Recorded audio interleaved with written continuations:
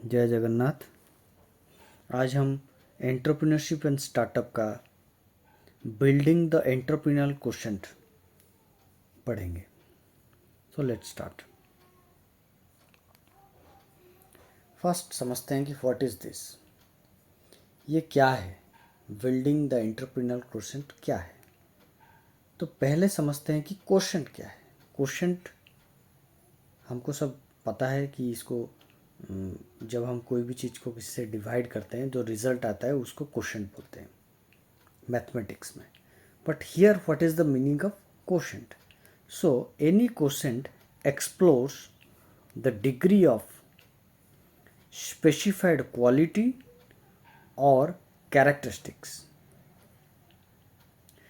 तो any quotient explore क्या करता है?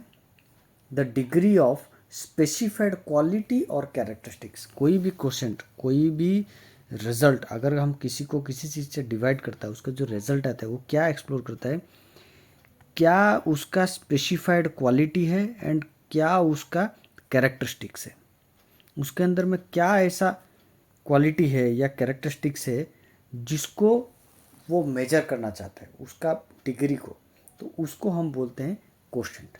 बट हियर एंटरप्रेन्योरल क्वोशंट क्या है। यहाँ पर एंटरप्रेन्योरल क्वोशंट बोलने से क्या है, entrepreneurial quotient is the measurement of the entrepreneurship potential और स्किल्स। एंटरप्रेन्योरल क्वेश्चन क्या है, the measurement of entrepreneurship potential and skills that can lead to the desired behaviour. तो एंटरप्रेन्योरल क्वेश्चन क्या हुआ इसमें कि ये मेजर किसको करता है कि एंटरप्रेन्योरशिप स्किल्स क्या है, एक आदमी के अंदर में क्या एंटरप्रेन्योरल स्किल्स है, क्या क्या एंटरप्रेन्योर स्किल्स है, उसको मेजर करता है एंटरप्रेन्योरशिप क्वोशंट। जिस स्किल के चलते उसका बिहेवियर चेंज होता है as a entrepreneur, common man से एंटरप्रेन्योर होता है, जिस स्किल्स के चलते उसको बोलते हैं entrepreneurial quotient.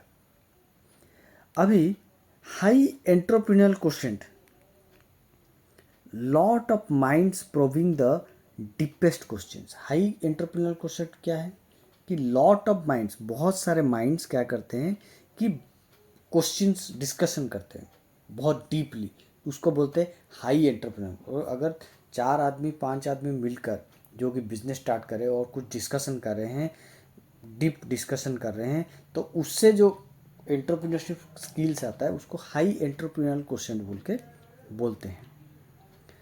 About product, process और कस्टमर्स, ये जो डिस्कशन किसके बारे में हो रहा है, प्रोडक्ट के बारे में हो रहा है, प्रोसेस के बारे में हो रहा है, कस्टमर्स के बारे में हो रहा है।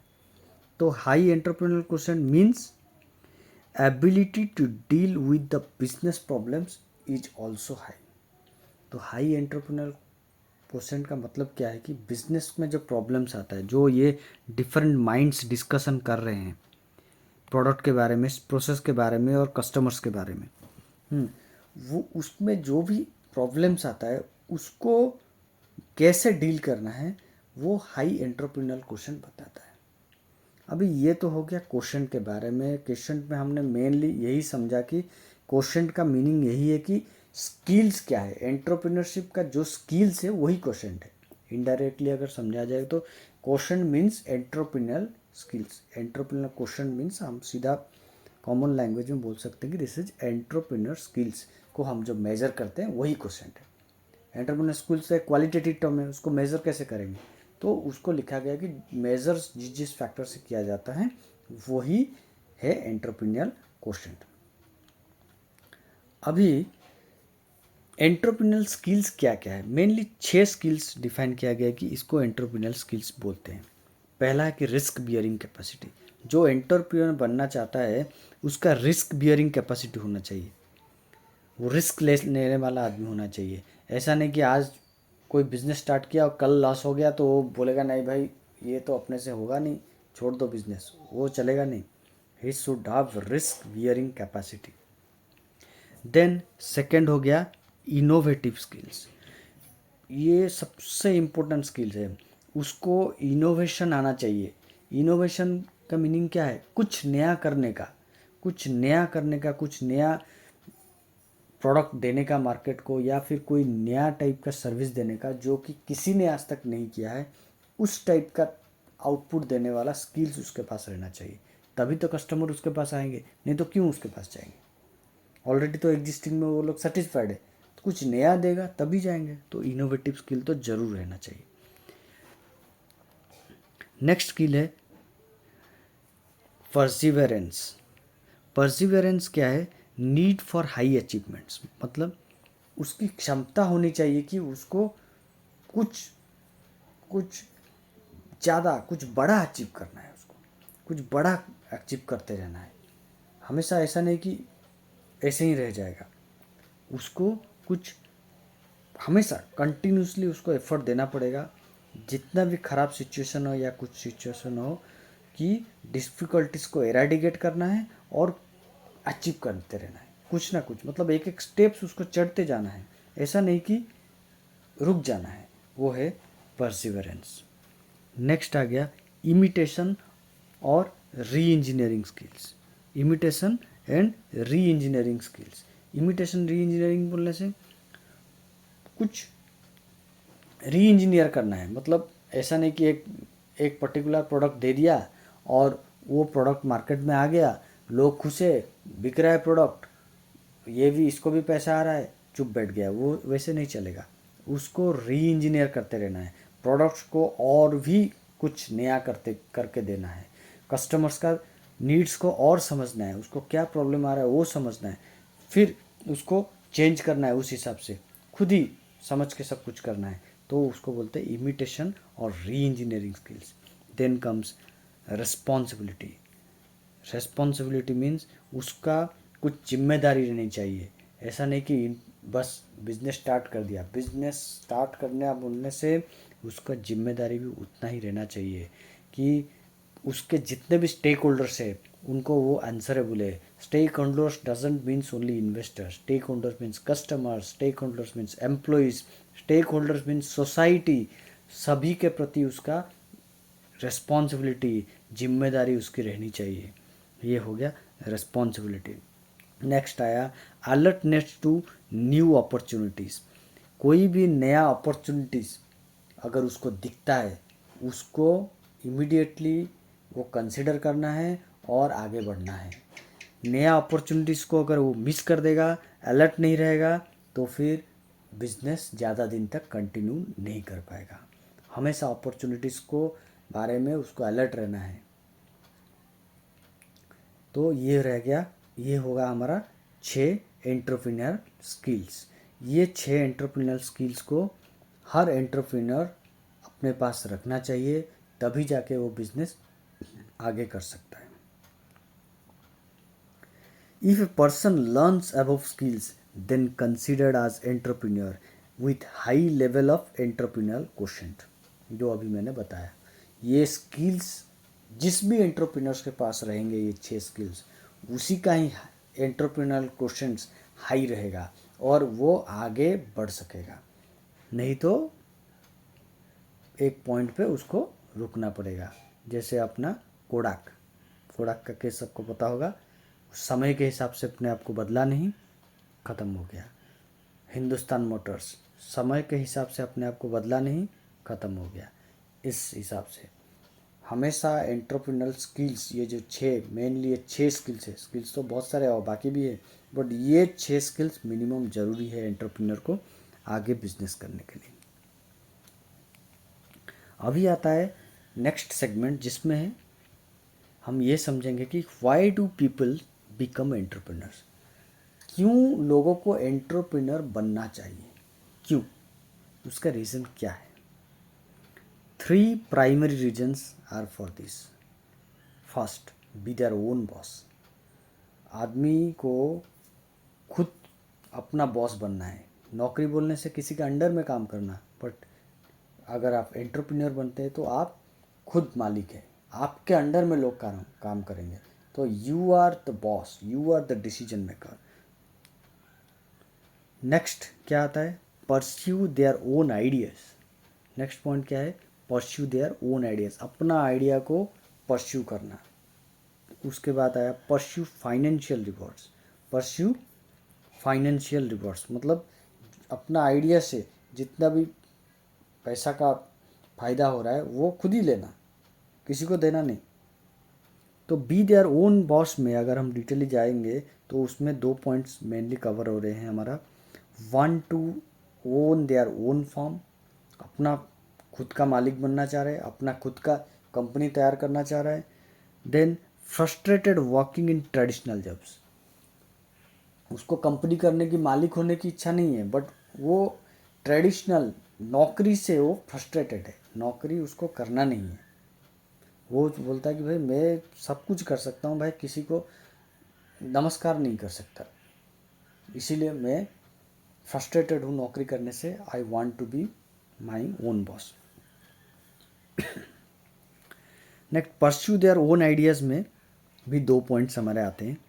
पहला पॉइंट है कि idea is viable enough to support a business. पहला तो आइडिया होना चाहिए, अपना कुछ आइडिया होना चाहिए, तभी तो आप ओन आइडिया को परस्यू करेंगे। आइडिया नहीं होगा तो कहाँ से परस्यू करेंगे। तो आइडिया उतना वाइबल होना चाहिए कि एक बिजनेस को सपोर्ट कर सके। देन सेकेंड है experience ट्रेमेंडस satisfaction if idea catches on with A positive results. दूसरा पॉइंट इसमें क्या है कि उसको आइडिया अगर कैच कर देता है तो उसको बहुत सेटिस्फाई होगा। तो ये 2 पॉइंट आ जाते हैं हमारे परस्यू देयर ओन आइडियाज़। मतलब अपना आइडिया, उसके पास कुछ अपना आइडिया है जो कि जिस जहाँ पर वो नौकरी कर रहा है या फिर घर में बैठा हुआ है, जो मार्केट में किसी के पास नहीं है, उसका दिमाग में चल रहा है, तो उसको वो आगे लेना चाहता है, इसलिए वो एंटरप्रेन्योर बन रहा है। नेक्स्ट है परस्यू फाइनेंशियल रिवॉर्ड्स। इसमें people start their own firms to pursue financial rewards. Secondary to first two often fails to live up to its hype. मतलब क्या है कि पहला 2 जो हमने पढ़ा ना, B their own boss and pursue their own ideas, यही मेन रीजन है एक्चुअली एंटरप्रेन्योर बनने के लिए। बाकी इन दोनों का रिजल्ट जो आता है वो आता है परस्यू फाइनेंशियल रिवॉर्ड्स, जो हम सेकंड पॉइंट में पढ़ रहे हैं। अगर खुद का कंपनी आप बना रहे हैं या खुद का बॉस आप बन रहे हैं, अपने आइडियाज़ का को वो आप बिजनेस में लगा रहे हैं, तो इसका पर्पज़ क्या है? कुछ पाने के लिए ही, कुछ रिवॉर्ड्स चाहिए उसके लिए। तो ये ऊपर दोनों का ही रिजल्ट है कि रिवॉर्ड। तो अलग से रिवॉर्ड बोल के हम नहीं बोल सकते कि एक रीज़न बोल के इसे बोला नहीं जा सकता। एक्चुअली देखा जाए तो वो this is secondary to first two, first two is the primary reason.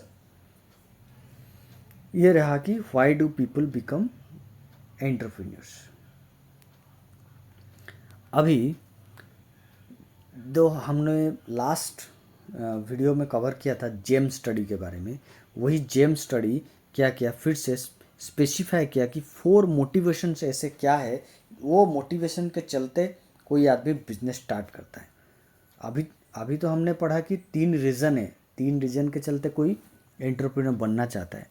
But GM ने एक स्टडी किया है, GEM APS the adult population survey, उस स्टडी के हिसाब से वो बता रहा है कि 4 मोटिवेशंस ऐसे आते हैं जिसके चलते आदमी बिजनेस करने के लिए आगे आता है। क्या है पहला motivation? To make a difference in the world. वो अपने आप को दुनिया में कुछ अलग दिखाना चाहता है। वो बोलता है कि मैं साधारण आदमी नहीं हूँ, मैं कॉमन आदमी नहीं हूँ, मैं कुछ अलग हूँ।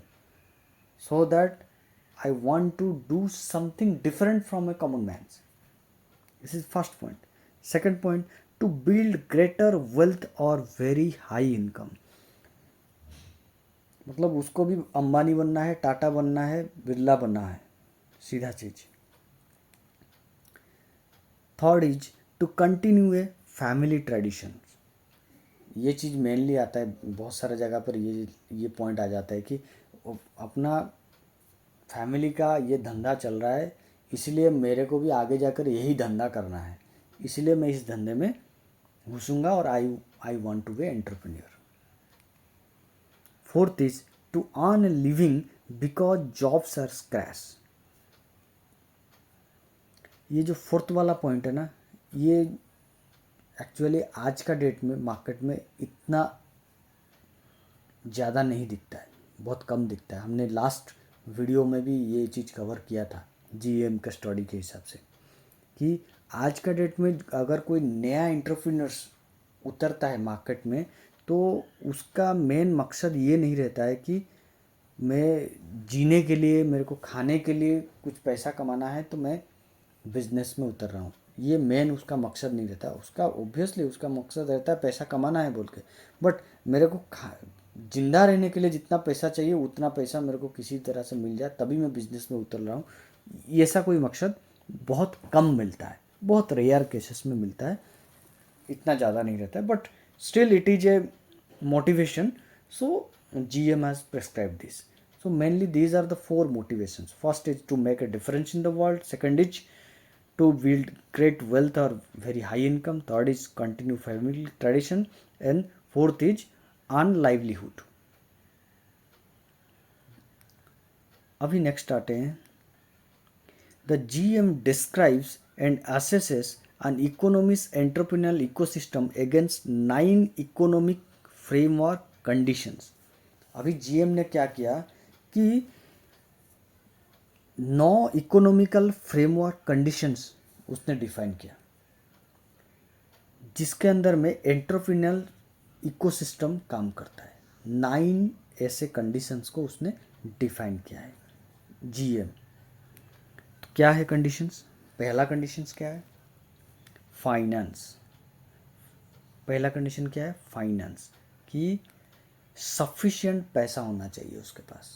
बिजनेस करने जा रहा है तो उसके पास पैसा तो रहना चाहिए, सफिशिएंट फंड रहना चाहिए. और वो जो सफिशिएंट फंड रहेगा वो एज ऑफ एक्सेस होना चाहिए. मतलब ऐसा नहीं कि फंड है उसके पास बट उसके पापा के पास है, उसको नहीं मिलना है, अभी तक मिला नहीं है, तभी तो नहीं होगा. या फिर फंड है बैंक में है बट वो उठा नहीं पा रहा है. तो फाइनेंस ऐसे होना चाहिए उसके पास, सफिशिएंट होना चाहिए और एज ऑफ एक्सेस होना चाहिए. ऐसा नहीं कि फाइनेंस अपना ही होना चाहिए, लोन से भी हो सकता है, बट उसको मिलना चाहिए लोन. उसको नहीं मिलेगा तो एज ऑफ एक्सेस नहीं होगा फाइनेंस, तो वो बिजनेस कैसे करेगा? उसको एज ऑफ एक्सेस होना चाहिए, सफिशिएंट फंड होना चाहिए, एज ऑफ एक्सेस होना चाहिए. नेक्स्ट क्या है? नेक्स्ट है government policy. It is another conditions, another framework conditions for entrepreneurial ecosystem. Government policy ऐसी होना चाहिए कि जो स्टार्टअप्स को सपोर्ट करता होगा.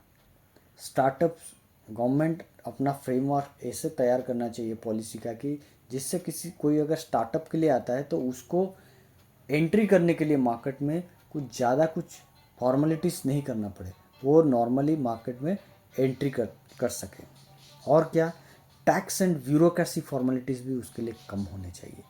अगर कोई पहली बार मार्केट में आ रहा है बिजनेस करने के लिए, इमीडिएटली अगर उसको हम टैक्स कर देंगे तो उसको बोले अरे यार अभी तो कमाया ही नहीं, पैसा आया ही नहीं, तो इनकम टैक्स कहाँ से दे दूंगा. तो वो चीज़ में उसको रिलैक्सेशन रहनी चाहिए. ब्यूरोक्रेसी होने से बाकी जितना फॉर्मेलिटीज़ वगैरह हो गया, इधर जाना उधर जाना, वो चीज़ के लिए अप्लाई करना, वो सब चीज़, ये सब फॉर्मेलिटीज़ करना, वो सब आ जाता है ब्यूरोक्रेसी. टैक्स एंड ब्यूरोक्रेसी भी सपोर्ट करना चाहिए. Next, entrepreneurial program. तो government different entrepreneurial programs launch करना चाहिए जिससे कि एंटरप्रेन्योर्स नए नए क्रिएट हो सकेंगे. उन लोगों को मोटिवेशन मिलता रहेगा कि कोई आदमी अगर एंटरप्रेन्योर बनना चाहता है तो ये चीज़ फैसिलिटीज़ है. Then fourth is entrepreneurial education. School level में भी बच्चों को एंटरप्रेन्योरशिप आइडियाज़ सिखाना चाहिए कि एंटरप्रेन्योर्स आइडिया ये है, एंटरप्रेन्योर बनने से आपको ये चीज़ का फ़ायदा होगा. स्कूल लेवल में ही ये एजुकेशन मिलना चाहिए.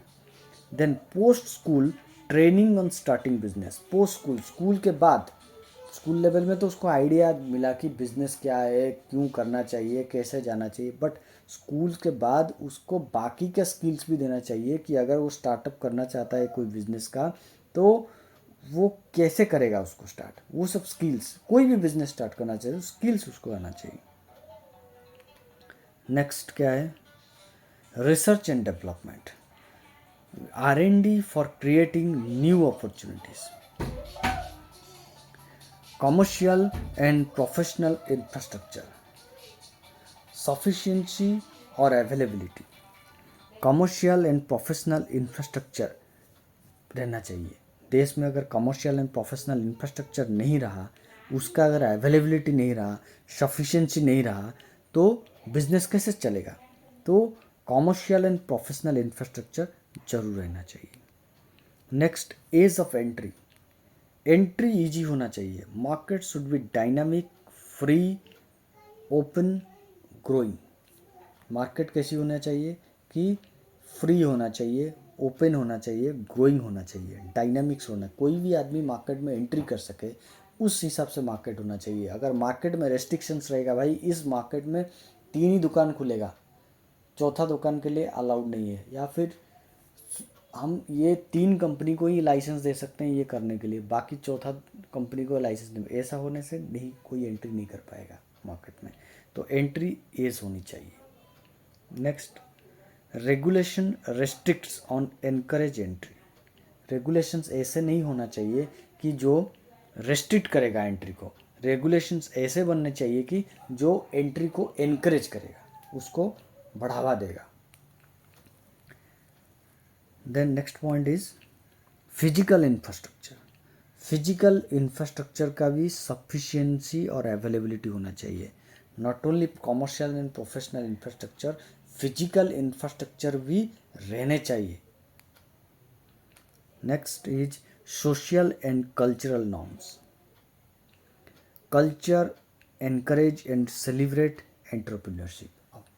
हमारा कल्चर ऐसा होना चाहिए कि अगर कोई एंटरप्रेन्योर बन रहा है, नया क्रिएट हो रहा है एंटरप्रेन्योर, या फिर कुछ नया बिजनेस बन रहा है, तो उसको सोसाइटी सेलिब्रेट करना चाहिए। उस टाइप का कल्चर रहना चाहिए। अगर इस टाइप का कल्चर रहेगा तो जो एंटरप्रेन्योर बढ़ रहा है उसको भी बढ़ावा मिलेगा। वो भी सोचेगा कि हाँ भाई, मेरा सोसाइटी में ये इज्जत आ रहा है, तो मैं भी एंटरप्रेन्योर क्यों ना बनूं, क्यों मेरा भी, मैं अगर बढ़ूंगा तो लोग मुझे भी बढ़ावा क्यों ना देंगे। ये हो गया 9 फ्रेमवर्क्स। अभी आते हैं हम बैरियर टू एंटरप्रेन्योरशिप में। एंटरप्रेन्योरशिप होने के लिए क्या क्या बाधाएं उपस्थित होती है उसके बारे में अभी पढ़ेंगे। अभी तक हमने ये क्या पढ़ा कि लोग एंटरप्रेन्योर क्यों बनना चाहते हैं। अभी हम ये पढ़ेंगे कि एंटरप्रेन्योर बनने में क्या क्या बाधाएं आती है, क्या क्या असुविधाएं होती है, क्या क्या बैरियर आता है। तो पहला बैरियर क्या है? Mental barrier. पहला बैरियर क्या आता है? मेंटल बैरियर, मतलब दिमाग से प्रेशर आता है पहला, कि बिजनेस स्टार्ट करे या नहीं करे। इसमें पहला कैटेगरी क्या है? Lack of taking decision to start any venture. मतलब ये आदमी डिसीजन नहीं ले पा रहा है कि बिजनेस स्टार्ट करना है या नहीं करना है। दिमाग उसको साथ नहीं दे रहा। दिमाग बोल रहा है अरे यार नहीं यार, बिजनेस करने से बहुत लफड़ा है यार, नौकरी कर ले, 15,000 10-15,000 महीना का फिक्स आ जाएगा। बिजनेस में कोई गारंटी नहीं है, अगर जीरो आया तो क्या करेगा, तो कुछ नहीं कर सकता, तो मत कर। फिर बोलता है नहीं यार, बिजनेस करने से तुम आज अगर 15 जीरो आया तो कल को 25,000 भी आ सकता है, 50,000 भी आ सकता है, लाख आ सकता है, बट नौकरी करने से सिर्फ 15,000 ही आएगा हमेशा। बढ़ बढ़ के भी हर साल सैलरी इंक्रीमेंट होने के बाद भी 20,000 25,000 तक जाएगा, 1 लाख तो कभी कमा नहीं पाएगा। तो वो डिसीजन नहीं ले पा रहा है, उसका दिमाग ऐसे लॉक है, जैसे मैंने दिखाया यहाँ पर लॉक हो गया। Lack of taking decision to start any venture. Next point क्या आता है? Not interested in business. मतलब बाद में उसका दिमाग में ये आया कि भाई नहीं यार, बिजनेस नहीं करना है, सीधा चीज़, बिजनेस नहीं करना है, मेरे को इंटरेस्ट है ही नहीं, मैं चाहता ही नहीं हूँ कि बिजनेस करूँ, लफड़ा लूँ, कोई बिजनेस चाहता ही नहीं हूँ। वो दिमाग को सीधा बोल दिया भाई मेरे को बिजनेस करना नहीं है, कि उसके बारे में सोचना भी नहीं है। ये भी और एक बाधा हो गया, मतलब दिमाग को दौड़ाया नहीं वो आदमी। तीसरी बाधा क्या हुई? Lack of confidence in business. मतलब उसको ये लगता है कि मैं तो कॉन्फिडेंट हुई नहीं, I am not confident at all. उसको ये लग रहा है कि भाई तो कॉन्फिडेंट हुई नहीं, बिजनेस में ऐसे होगा बोल के मैं कॉन्फिडेंट ही नहीं हूँ। Lack of confidence in business. Then fourth category में क्या आ गया, सबसे इम्पोर्टेंट कैटेगरी, सबसे ज़्यादा यही होता है, disapproval of family and friends.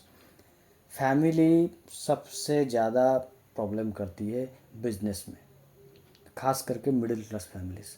Middle class families हमेशा ये सोचती है कि भाई नौकरी कर लो, क्यों बिजनेस में उतर रहे हो, कल को अपने को बहुत इशू हो जाएगा, खाने वाने का भी ठिकाना नहीं रहेगा। भाई तुम बिजनेस में रहोगे कितना, कब जाओगे, दुकान में बिक्री होगा या नहीं होगा, बिजनेस में पैसा आएगा कि नहीं आएगा, फिर एम्प्लॉयज़ रखोगे तो सैलरी देना पड़ेगा, कहाँ से लाएंगे भाई, हम सैलरी ले सकते हैं, देने की कैपेसिटी तो अपनी है नहीं, क्यों उसमें घुस रहे हो, रिस्क मत लो, रिस्क मत लो।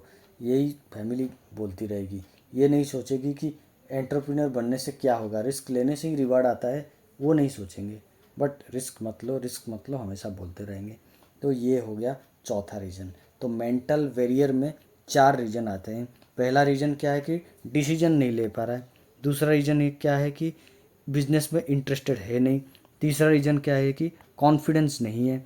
चौथा रीज़न क्या है कि फैमिली मना कर रही है। यह हो गया मेंटल वेरियर्स। देन नेक्स्ट क्या आता है, अदर वेरियर्स। मेंटल वेरियर, दिमाग जो रोक रहा है उसके अलावा भी और भी बहुत सारे बैरियर्स हैं। वो क्या है, पहला चीज़ लैक ऑफ वाइवल कंसेप्ट। उसके पास प्रॉपर कंसेप्ट है नहीं, बिजनेस कैसे करेगा, उसको कुछ मालूम ही नहीं है बिजनेस क्या है, क्या करना है क्या नहीं करना है, वो उतना उसका दिमाग चलता नहीं है कि बिजनेस के बारे में। तो उसके पास वाइवल कोई कंसेप्ट है नहीं, तो बिजनेस में नहीं उतर सकता। सेकंड क्या हुआ, inability of commercial application of an innovative idea. उसके पास इनोवेटिव आइडिया है, उसके पास आइडिया है बट उसको कैसे अप्लाई करना है वो उसको पता नहीं है। एप्लीकेशन उसको मालूम नहीं है, एप्लीकेशन में वो इनकेपेबल है, तो बिजनेस नहीं कर सकता। अगर वो अप्लाई, आइडिया होने से क्या होगा, आइडिया तो हज़ार है बट अप्लाई करने की कैपेबिलिटी होनी चाहिए ना, उसको पता नहीं है वो चीज़, तो नहीं आएगा। नेक्स्ट आया लैक ऑफ मार्केट नॉलेज। अभी उसके पास आइडिया भी है, कैपेबिलिटी है, बट मार्केट के बारे में पता नहीं है। अभी मुझे पता है कि मेरे दिमाग में आया कि भाई मैं एक पर्टिकुलर प्रोडक्ट बनाऊंगा और उसको मार्केट में बेचूंगा, बट उस पर्टिकुलर प्रोडक्ट का मार्केट के बारे में मुझे कुछ भी ज्ञान नहीं है, तो मैं क्या करूँगा, कुछ नहीं कर पाऊँगा, बैरियर आ गया। मार्केट नॉलेज तो होनी चाहिए, बिना मार्केट नॉलेज का मैं अगर मार्केट नहीं सर्वे किया, स्टडी नहीं किया, तो फिर प्रोडक्ट को कैसे बेचूंगा मार्केट में जाकर। नेक्स्ट आता है lack of technical knowledge.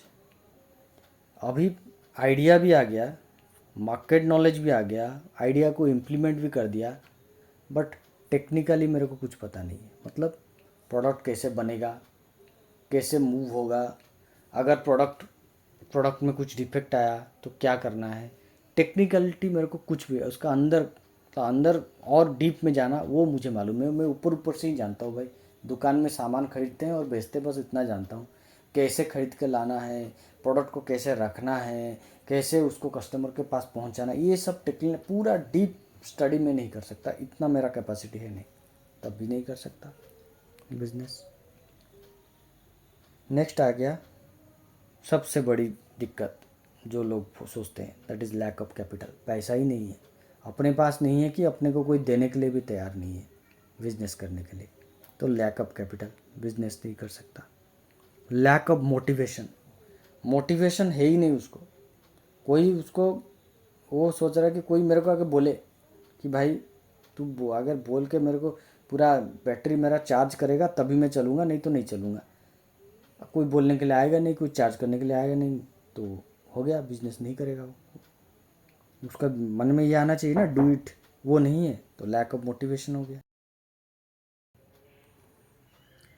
Next है lack of constants and regulations.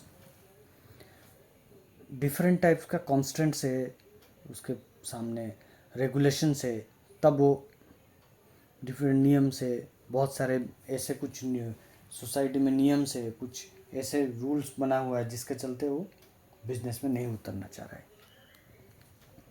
Lack of business know how, business के बारे में उसको कुछ भी मालूम नहीं है, वो नो हाउ बिजनेस के बारे में कुछ भी नहीं जानता है, तो वो उतरना नहीं चाहता है बिजनेस में, एंटरप्रेन्योरशिप नहीं बनना चाहता है। देन लास्ट क्या है, मोनोपोली एंड प्रोटेक्शनिज्म, वो अपने आप को प्रोटेक्ट करके रखना चाहता है।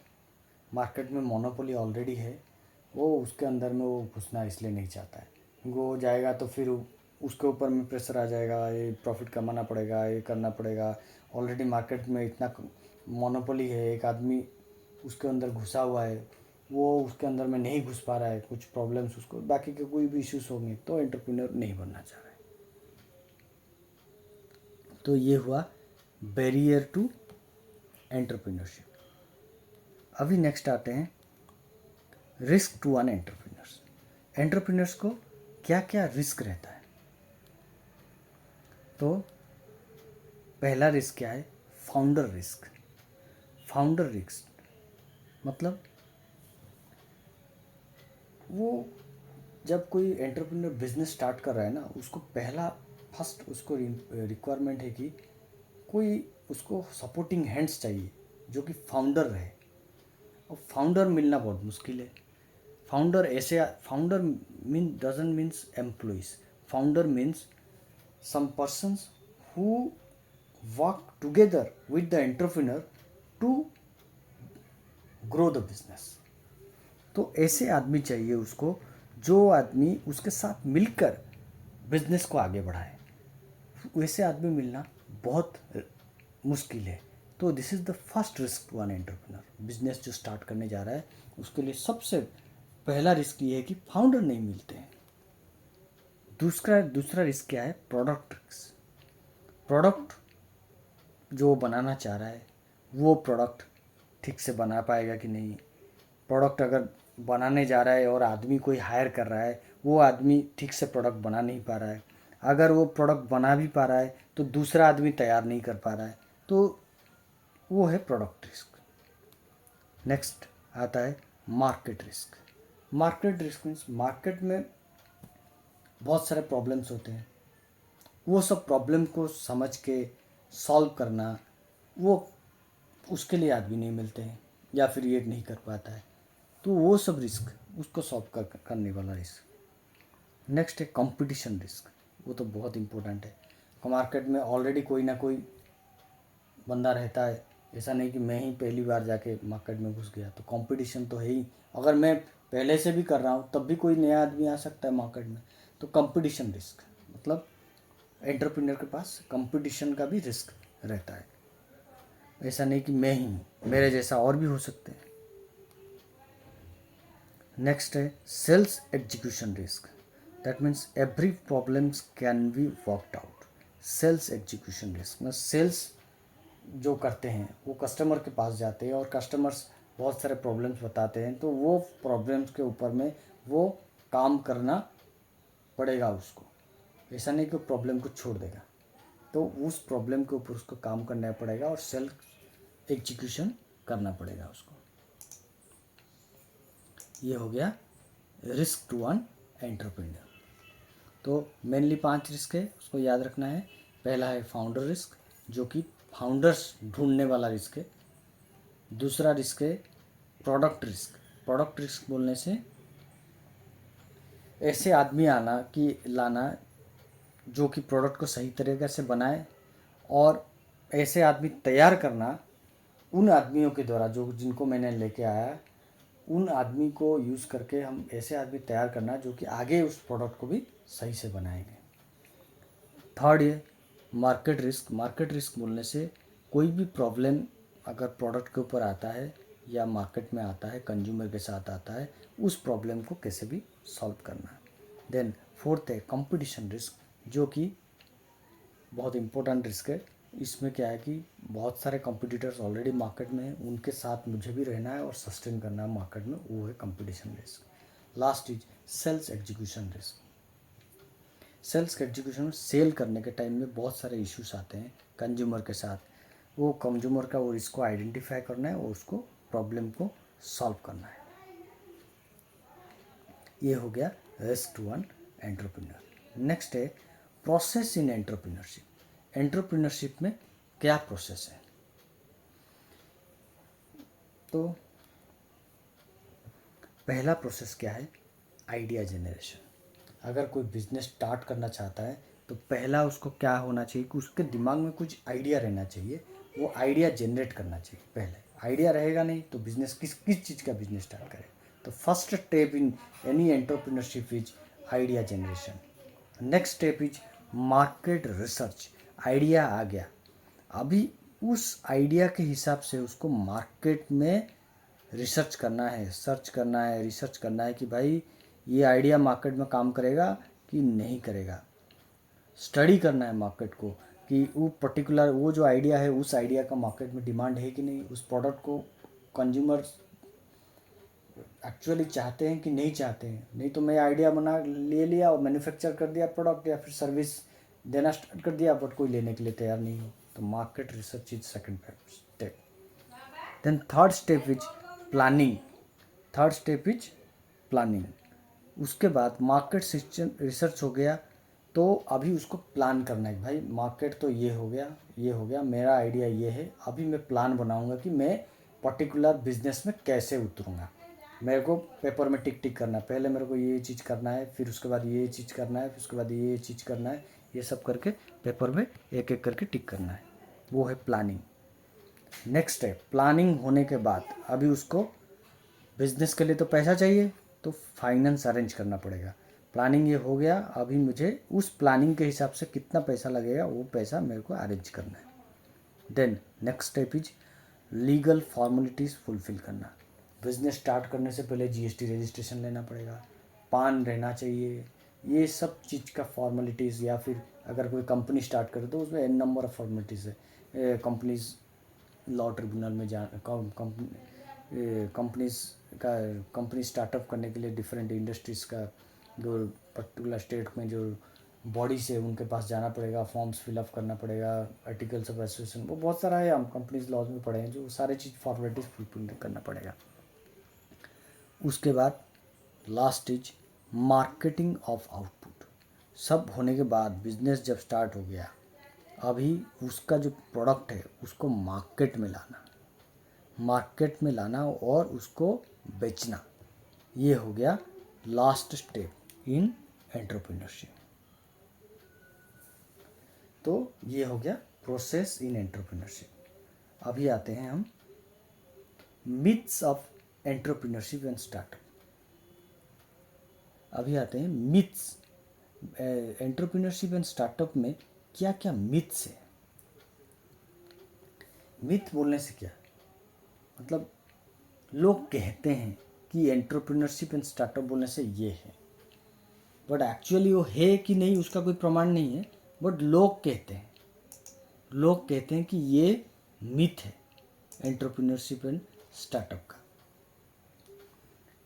क्या पहला myth as a rule of thumb that gets tossed around in the startup world as if it's gospel, but it is actually a mental trap to an entrepreneur। ये बढ़िया बात बोला अभी। ये क्या बोल रहा है कि myth as a rule of thumb that gets tossed around in the startup world as if it's a gospel, but it is actually a mental trap to an entrepreneur। मतलब लोग बोलते हैं कि ये सब चीज़ है, एंटरप्रेन्योर बनना है या फिर स्टार्टअप करना है तो ये चीज़ तो चाहिए, ये चीज़ चाहिए, ये चीज़ होना चाहिए, ये सब चीज़ रहना चाहिए, ये सब लोग बोलते हैं, बट एक्चुअली ये सब कुछ नहीं है। ये सिर्फ हमारे दिमाग में जो ताला लगाना है ना, मेंटल बैरियर, जो हम पहले पढ़े थे, मेंटल बैरियर पढ़े थे ना पहले, मेंटल बैरियर, मेंटल बैरियर, जिसमें एक आदमी का मैंने फ़ोटो रखा था और दिमाग में ताला लगा दिया था, तो वो चीज़ करता है ये, बस और कुछ नहीं है। तो क्या है ये सब मिथ्स, वो मिथ्स भी हम पढ़ते हैं अभी। मतलब है तो वो झूठे बात चीज़ें, पर फिर भी जानना ज़रूरी है अपने को। क्योंकि पढ़ना तो पड़ेगा, कि अब पता तो होना चाहिए कि यही झूठ है बोल के। तो कुछ एग्जाम्पल्स है उसमें। You have to build $1 billion company, सबसे बड़ा प्रॉब्लम फर्स्ट स्टार्ट हो।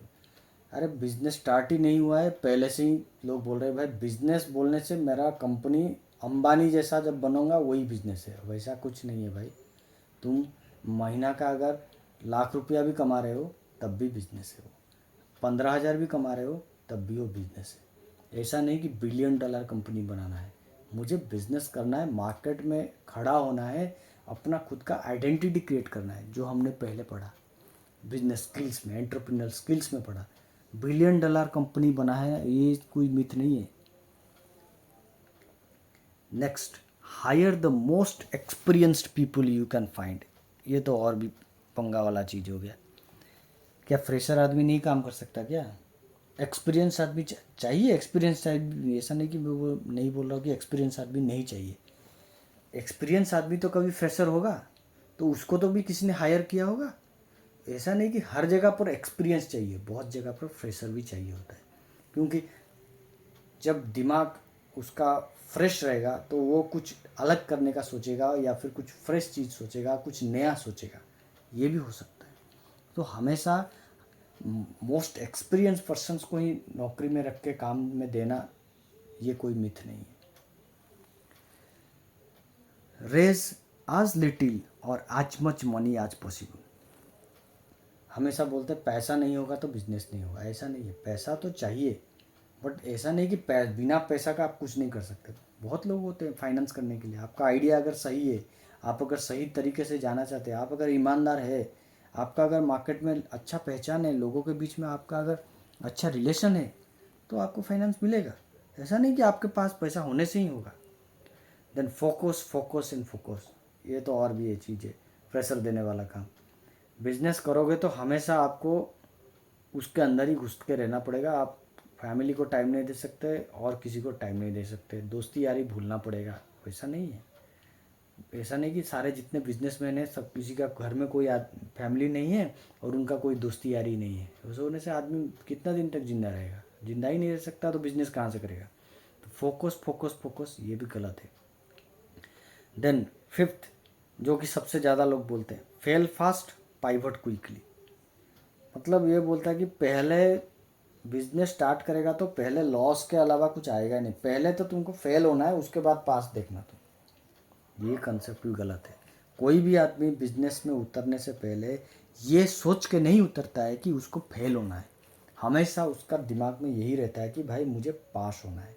मैं एग्ज़ाम के लिए पढ़ाई कर रहा हूँ तो मेरा दिमाग में हमेशा ये एम रहेगा तो मुझे पास होना है, ना कि मेरे को ये एम रहेगा नहीं भाई इस बार तो ऐसे ही पढ़ते जाऊँगा, फेल हो जाऊँगा, नेक्स्ट टाइम मैं पास होऊंगा। 6 महीना नहीं, मैं 1 साल लगाऊंगा इसको कंप्लीट करने में।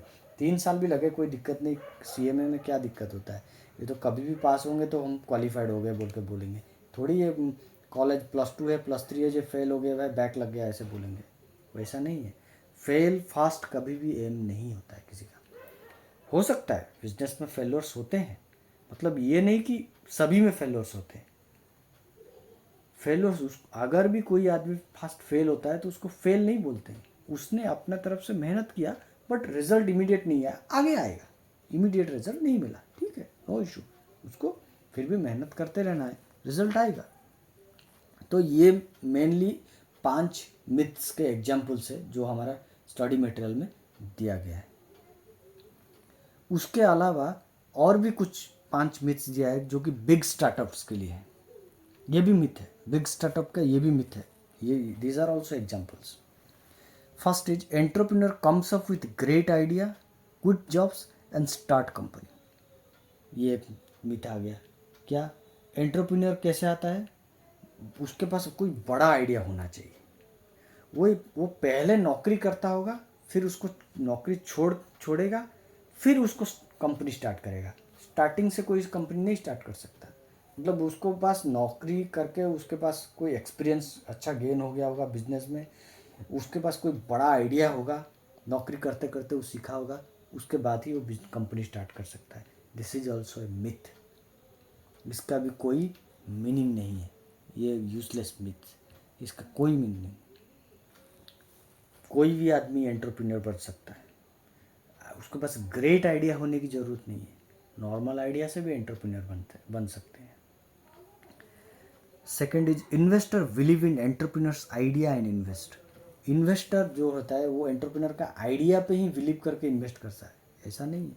हो सकता है आइडिया के अलावा और भी कुछ, उसको आइडिया के ऊपर उसको कॉन्फिडेंस नहीं है, बट जो आदमी को पैसा दे रहा है उसको पता है भाई ये आदमी मेरा पैसा डुबाएगा नहीं, मेरे को तो पैसा लौटा देगा, बाकी ये बिजनेस करे या ना करे, उसके पास बहुत प्रॉपर्टी है, वो मेरा पैसा तो वो लौटा देगा, नहीं तो किसी भी तरह से मिल जाएगा। ये भी हो सकता है, ये भी हो सकता है। तो ये मिथ भी ठीक नहीं है। Third is small team completes product quickly. ये एक मिथ है। छोटा परिवार सुखी परिवार, ये सरकार का बात है, फैमिली पॉपुलेशन कंट्रोल के लिए उसने किया हुआ है, वो ठीक है, बट बिजनेस में ये प्रिंसिपल अप्लाई करना ठीक नहीं है। तो ऐसा नहीं कि कम आदमी से काम कराएंगे तो प्रोडक्ट ठीक से बनेगा, अगर मैं 50 आदमी रखूँगा तो उनको कंट्रोल कैसे करूँगा, एक आदमी इसके ऊपर आएगा उसको, वो ऐसा कुछ नहीं है। जिस काम के लिए जितना आदमी जरूरी है उतना आदमी उस काम के लिए देना पड़ेगा, ये है ट्रू फैक्ट। बाकी ये प्रिंसिपल कोई काम का नहीं है। Fourth, product is release and is big success.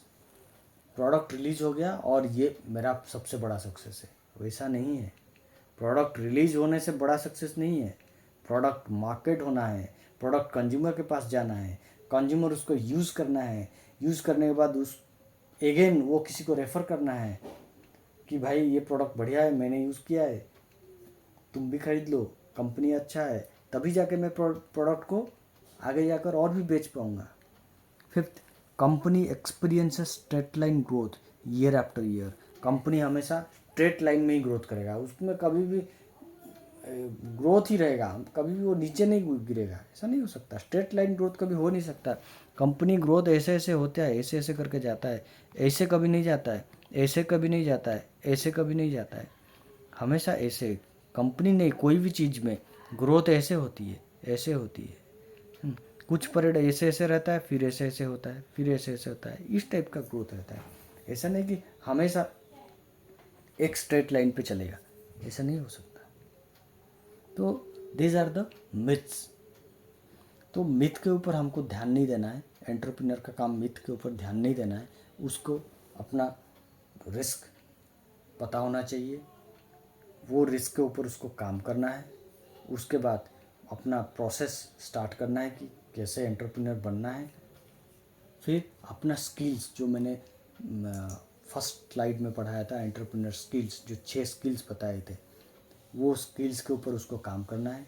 उसके पास इनोवेशन रहना चाहिए, नया सोचने की उसकी कैपेसिटी होनी चाहिए, हमेशा री इंजीनियरिंग स्किल होनी चाहिए, समाज के प्रति उसका कुछ दायित्व होना चाहिए, और नया अपॉर्चुनिटीज़ कैसे क्रिएट, जो सोसाइटी में क्रिएट होते हैं या मार्केट में क्रिएट होते हैं, उसके बारे में भी उसको पता होना चाहिए। तो ये हो गया चैप्टर अपना एंटरप्रेन्योरशिप एंड स्टार्टअप का, बिल्डिंग एंटरप्रेन्योर क्वोशिएंट।